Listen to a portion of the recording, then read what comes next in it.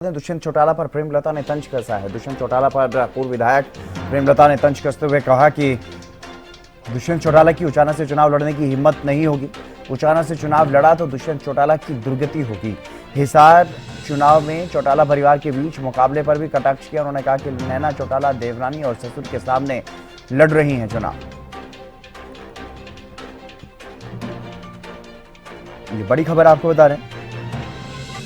चौटाला परिवार के बीच मुकाबले पर भी उन्होंने कटाक्ष किया है और दुष्यंत चौटाला को लेकर उन्होंने कहा कि उचाना से अगर वो चुनाव लड़ेंगे तो इस बार उनकी दुर्गति होगी।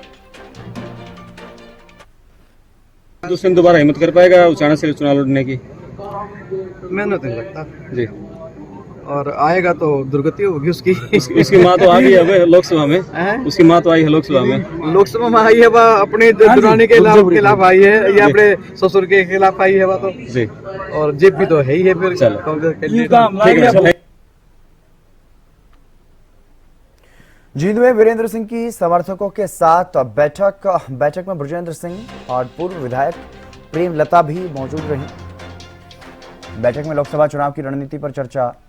बृजेंद्र सिंह को टिकट न मिलने पर प्रेमलता का बयान भी सामने आया है। पूर्व विधायक प्रेमलता ने कहा कि टिकट मिलने की पूरी उम्मीद थी, अंदर की बात तो हमें मालूम नहीं। आखिर तक भी दावेदारी में बृजेंद्र का नाम था।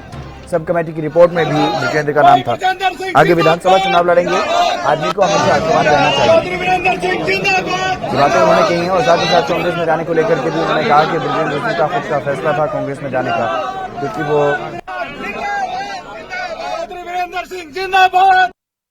उम्मीद थी कि टिकट मिलेगी।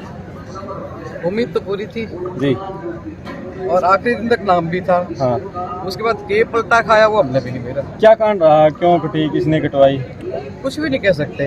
अब अंदर की बात क्या है हमने उसका पता ही नहीं। जी, कटी नहीं, कटी नहीं है, मिली नहीं जी।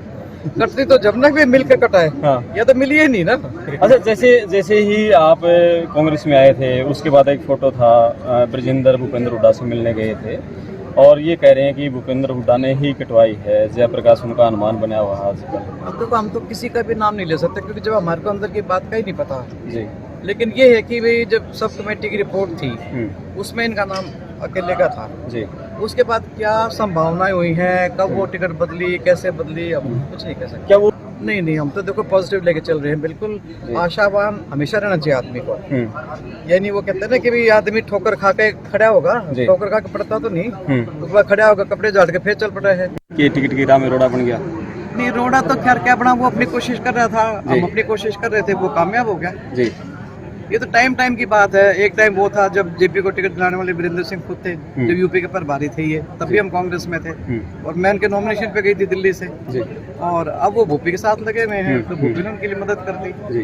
क्या फर्क पड़ा है, राजनीति में तो दाएं बाएं चलता ही रहता है। वीरेंद्र सिंह जिंदाबाद, भाई बृजेंद्र सिंह जिंदाबाद।